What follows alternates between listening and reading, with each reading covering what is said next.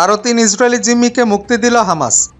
গাজায় যুদ্ধবিরতি ও বন্দি বিনিময় চুক্তির আওতায় আরও ৩ ইসরায়েলি জিম্মিকে মুক্তি দিয়েছে ফিলিস্তিনের স্বাধীনতাকামী সংগঠন হামাস। শনিবার ১ ফেব্রুয়ারি তাদেরকে রেড ক্রসের কাছে হস্তান্তর করেছে হামাসের সদস্যরা। আল জাজিরা জানিয়েছে, দক্ষিণ গাজা উপত্যকার খান ইউনিস শহরে ফরাসি ইসরায়েলি নাগরিক ওফের কালদেরন এবং ইসরায়েলি নাগরিক ইয়ারডিন বিবাসকে রেড ক্রসের কাছে হস্তান্তর করা হয়েছে। প্রায় ১ ঘন্টা পর গাজার উত্তরাঞ্চলে অবস্থিত গাজা সিটিতে একই রেড ক্রস কর্মকর্তাদের কাছে আমেরিকান ইসরায়েলি নাগরিক কিথ সেগেলকে হস্তান্তর করা হয়। প্রতিবেদনে আরো বলা হয়েছে, খান ইউনিস এবং গাজা উভয় স্থানে শত শত হামাসের যোদ্ধাকে লাইনে দাঁড়িয়ে উৎসুক জনতাকে নিয়ন্ত্রণ করতে দেখা গেছে। এই দুই স্থানে কালদেরন বিবাস এবং সিগেলকে পৃথকভাবে আন্তর্জাতিক রেড ক্রসের প্রতিনিধিদের কাছে হস্তান্তর করা হয়। এই সময় কালদেরন এবং বিবাসকে উপস্থিত ফিলিস্তিনিদের হাত নাড়তে এবং অভিবাদন জানাতে দেখা গেছে। ঘটনাস্থল থেকে আল জাজিরা সংবাদদাতা তারেক আবু আজম এবারে বন্দি বিনিময়কে আগের ধাপগুলোর তুলনায় সুসংগঠিত বলে বর্ণনা করেছেন। এর আগে গত বৃহস্পতিবার থাইল্যান্ডে ৫ জন ও ৩ ইসরায়েলি সহ মোট ৮ জনকে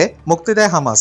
এর বিনিময়ে ইসরায়েলি কারাগার থেকে মুক্তি পায় ১১০ ফিলিস্তিনি। দীর্ঘ ১৫ মাসের রক্তক্ষয়ী যুদ্ধের শেষে গত ১৯ জানুয়ারি থেকে ইসরায়েল ও হামাসের মধ্যে যুদ্ধবিরতি কার্যকর হয়েছে। প্রথম ধাপের ৬ সপ্তাহের যুদ্ধবিরতিতে ৩৩ জন ইসরায়েলি জিম্মিকে মুক্তি দেবে হামাস। বিনিময়ে ৭৩৭ জন ফিলিস্তিনিকে মুক্তি দেবে ইসরায়েলি কর্তৃপক্ষ। ইসরায়েলি বিমান হামলায় হিজবুল্লাহর অস্ত্র কারখানা ধ্বংস।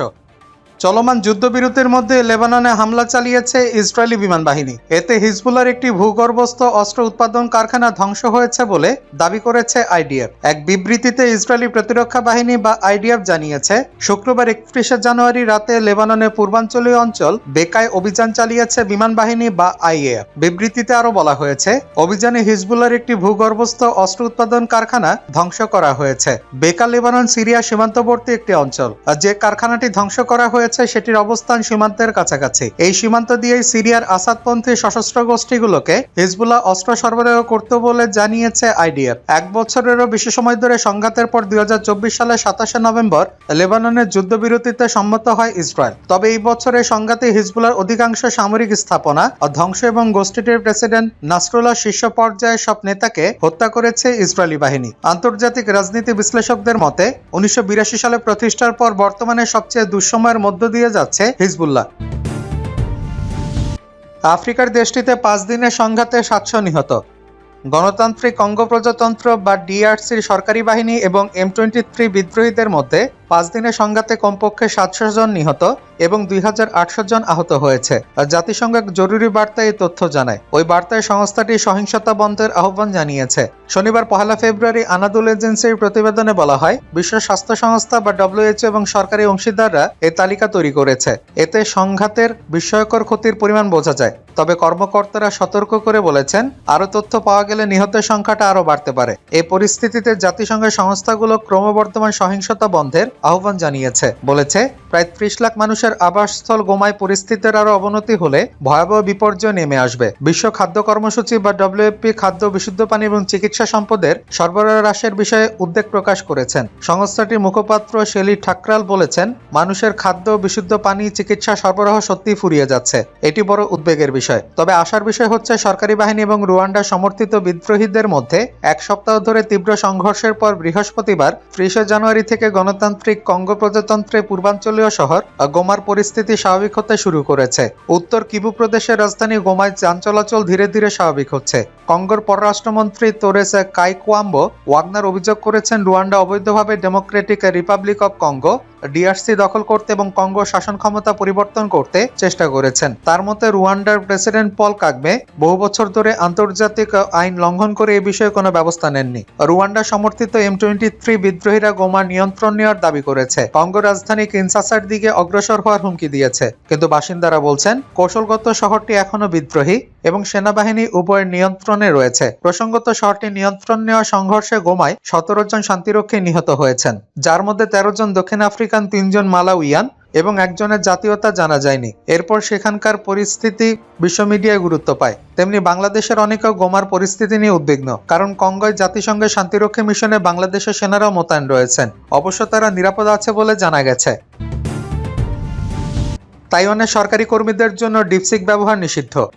চীনে আর্টিফিশিয়াল ইন্টেলিজেন্সের চ্যাটবট ডিপসিক ব্যবহারে তাইওয়ানের সরকারি কর্মীদের উপর নিষেধাজ্ঞা আরোপ করা হয়েছে, খবর এএপির। এ প্রসঙ্গে তাইওয়ানের ডিজিটাল বিষয়ক মন্ত্রণালয় জানিয়েছে, এটা একটা চীনা পণ্য বা সেবা জাতীয় নিরাপত্তার জন্য হুমকি হতে পারে। তাইওয়ানের ওই মন্ত্রণালয় আরও জানিয়েছে, ডিপসিক সীমান্তে তথ্য পাঠানো ও তথ্য ফাঁসের ঘটনার সাথে সম্পৃক্ত। আর দক্ষিণ কোরিয়া, আয়ারল্যান্ড, ফ্রান্স, অস্ট্রেলিয়া ও ইতালি এই চীনা এআই চ্যাটবটের ডাটা অনুশীলন নিয়ে প্রশ্ন তুলেছে। তথ্য ও যোগাযোগ প্রযুক্তি পণ্য সেবা জাতীয় নিরাপত্তার স্বার্থে তাইওয়ান 2019 সাল থেকে সরকারি বিভিন্ন সংস্থায় ব্যবহারের ক্ষেত্রে নিষেধাজ্ঞা আরোপ করে আসছে। বাইডেনে আটকানো 24,000 রাইফেল ইসরায়েলকে দিতে পারেন ট্রাম্প। ইসরায়েলকে 24,000 অ্যাসল্ট রাইফেল দিতে পারে ট্রাম্প প্রশাসন। দেশটির সাবেক পররাষ্ট্রমন্ত্রী অ্যান্থনি ব্লিংকেন এই চালানোর উপর স্থগিতাদেশ দিয়েছিলেন। নাম গোপন রাখা শর্তে এক মার্কিন কর্মকর্তার বরাতে এক প্রতিবেদনে এই তথ্য জানিয়েছে দ্য নিউ ইয়র্ক টাইমস। প্রতিবেদনে বলা হয়েছে, ট্রাম্প প্রশাসন ইসরায়েলে 24,000 অ্যাসল্ট রাইফেল সরবরাহের উপর সাবেক মার্কিন পররাষ্ট্রমন্ত্রী অ্যান্থনি ব্লিংকেনের আরোপিত স্থগিতাদেশ প্রত্যাহার করতে পারে। 2023 সালে অক্টোবরে ইসরায়েল 3 কিস্তিতে $34 মিলিয়ন 24,000 অ্যাসল্ট রাইফেল অর্ডার করেছিল। তবে সাবেক পররাষ্ট্রমন্ত্রী অ্যান্থনি ব্লিংকেন পররাষ্ট্র দপ্তরকে অস্ত্রের চালান সরবরাহ না করার নির্দেশ দিয়েছেন বলে জানা গেছে। নিউ ইয়র্ক টাইমসের প্রতিবেদন অনুসারে ডেমোক্র্যাট আইন প্রণেতারা আশঙ্কা করেছিলেন, রাইফেলগুলো অধিকৃত পশ্চিম তীরে ইসরায়েলি বসতি স্থাপনকারী দখলদারদের হাতে চলে যেতে পারে অথবা ইসরায়েলি পুলিশ ফিলিস্তিনিদের বিরুদ্ধে সহিংসতা এগুলো ব্যবহার করতে পারে। 2023 সাল অক্টোবরে অতি ডানপন্থী রাজনীতিবিদ এবং ইসরায়েলের সাবেক নিরাপত্তা মন্ত্রী ইতামার বেন গভির বলেছিলেন, তিনি অধিকৃত পশ্চিম তীরে বসতি স্থাপনকারীদের সুরক্ষার জন্য সশস্ত্র বেসামরিক মিলিশিয়া তৈরি করবেন। এর আগে ইসরায়েলকে 2000 পাউন্ডের শক্তিশালী একটি বোমার চালান দিয়েছেন মার্কিন প্রেসিডেন্ট ডোনাল্ড ট্রাম্প। বিষয়টি নিশ্চিত করেছেন তিনি নিজেই। এয়ারফোর্স ওয়ানে সাংবাদিকদের সঙ্গে কথা বলার সময় তিনি জানান, ইসরায়েলকে 2000 পাউন্ড বোমা দেওয়ার ওপর থেকে নিষেধাজ্ঞা তুলে নেওয়ার জন্য সেনাবাহিনীকে নির্দেশ দিয়েছেন। রাফা ক্রসিং থেকে সরল ইসরায়েলি সেনা, অবস্থান নিয়েছে ইইউ বাহিনী। গাজা ও মিশরের মধ্যবর্তী রাফা সীমান্ত ক্রসিং থেকে ইসরায়েল সেনাবাহিনী প্রত্যাহার করে নিয়েছে। 19 জানুয়ারি থেকে কার্যকর হওয়া যুদ্ধবিরতি চুক্তির শর্তে মেনে তারা সেনা সরিয়ে নেয়। শুক্রবার 31 জানুয়ারি ইসরায়েল ও ইউরোপীয় ইউনিয়ন বা ইউ সূত্রে এ তথ্য জানা গেছে। ইসরায়েলি আর্মি রেডিওর বরাতে আনাদুল এজেন্সি জানায়, শুক্রবার ইসরায়েলি সেনারা সরে গেছে। ক্রসিংটি পুনরায় খোলার প্রস্তুতি হিসেবে তারা একটি আন্তর্জাতিক বাহিনীর কাছে নিয়ন্ত্রণ হস্তান্তর করেছে। জানা গেছে সেই বাহিনীটি ইউরোপীয় ইউনিয়ন বা ইউ। নাম উল্লেখ না করে একজন নিরাপত্তা সূত্রে বরাত দিয়ে রেডিওটি জানিয়েছে, ক্রসিং থেকে সরে ইসরায়েলি সেনাবাহিনী গাজা মিশর সীমান্তবর্তী একটি এলাকায় তাদের বাহিনী মোতায়েন করেছে। সেখানে নতুন অবস্থান নিয়েছে তারা। ইউ মিশন ওই সূত্রটি জানিয়েছে, রামাল্লাহ ভিত্তিক ফিলিস্তিনি কর্তৃপক্ষ ফিলিস্তিনি দিক থেকে ক্রসিংটি পরিচালনা করবে, যার ভূমিকা হবে গাজা থেকে বিদ্যমান পারমিট অনুমোদন করা। তাদের সামরিক উপস্থিতি থাকবে কিনা তা নিশ্চিত নয়। সম্প্রচার মাধ্যমটির সংবাদদাতা ডরন কাদোস বলেন, প্রতিদিন 50 জন আহত ফিলিস্তিনিকে যাতায়াত করার অনুমতি দেওয়া হবে। প্রতিজন আহতের সঙ্গে 3 জন যেতে পারবেন। এই হিসেবে কম বেশি মিলিয়ে সর্বোচ্চ প্রতিদিন 200 জনকে ক্রসিং অতিক্রমের সুযোগ দেওয়া হবে। তিনি আরো বলেন, আহতদের সবার এবং তাদের সঙ্গীদের নাম পরিচয় ইসরায়েলি জেনারেল সিকিউরিটি সার্ভিস শিনবেট যাচাই বাছাই করবে। অপরদিকে তাদের ক্রসিং এ মিশরের অনুমোদন থাকতে পারে। ইউ জানিয়েছে, দক্ষিণ গাজা উপত্যকাকে মিশরের সঙ্গে সংযুক্ত করা রাফা সীমান্ত ক্রসিং পুনরায় চালু করা হয়েছে। আহতদের চিকিৎসা সেবার প্রয়োজনকে এখানে প্রাধান্য দেওয়া হবে। ইউর পররাষ্ট্রনীতি প্রধান কাজা কালাস এ সংক্রান্ত এক এক্স বার্তায় বলেন,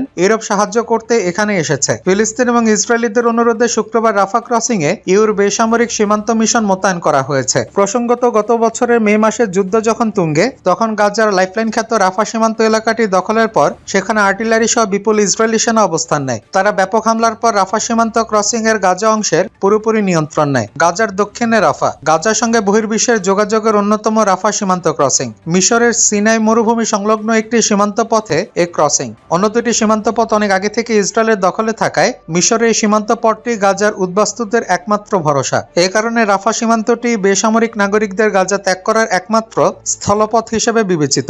গাজায় মানবিক সহায়তা পাঠানোর ক্ষেত্রে রাফা গুরুত্বপূর্ণ। ক্রসিংটি ইসরায়েলের দখলে চলে যাওয়ার পর ত্রাণ সহায়তা স্থবির হয়ে পড়ে। এতে আরো দুর্ভোগে পড়েন যুদ্ধবিধ্বস্ত গাজাবাসী। তখন আন্তর্জাতিক বিভিন্ন মানবাধিকারের সংগঠনের দাবিতে ক্রসিং বন্ধে অনড় থাকে ইসরায়েল। তারা ক্রসিংটি দিয়ে অতি জরুরি ত্রাণ সহায়তা প্রবেশের অনুমতি দিতে চাইত না। বিভিন্ন দেশের চাপে মাঝে মধ্যে কিছু ছাড় দিল দিনের পর দিন বহুত ত্রাণবাহী লরি নিরাপত্তা অজুহাত দেখে মিশরের অংশে দাঁড় করিয়ে রাখত। এতে কার্গোতেই পচে যায় অসহায়দের জন্য বহির্বিশ্বের পাঠানো শত শত টন খাদ্যদ্রব্য। অবৈধভাবে কঙ্গো দখল করছে রুয়ান্ডা, দাবি কঙ্গো পররাষ্ট্রমন্ত্রী।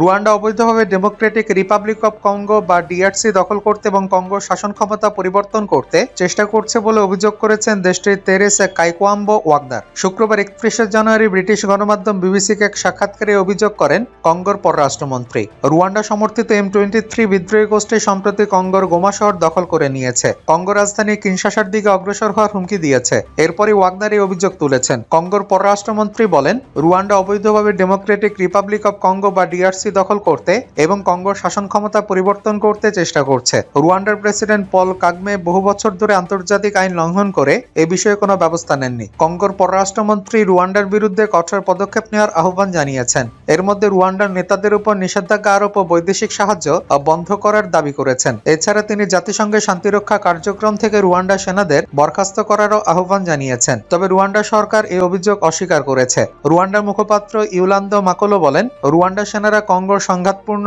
অঞ্চলে শান্তি প্রতিষ্ঠা করতে মোতায়েন করা হয়েছে। তাদের ভূখণ্ড দখল বা শাসন ক্ষমতা পরিবর্তনের কোনো উদ্দেশ্য নেই। দক্ষিণ আফ্রিকার নেতৃত্বাধীন আঞ্চলিক জোট the southern African development community বা SADC কঙ্গো পরিস্থিতি নিয়ে বিশেষ বৈঠক করতে জিম্বাবুয়ে পৌঁছেছে। এই জোট কঙ্গোতে M23 বিদ্রোহী গোষ্ঠী সহ অন্যান্য গোষ্ঠীগুলোর বিরুদ্ধে শান্তিরক্ষা কার্যক্রম চালাচ্ছে।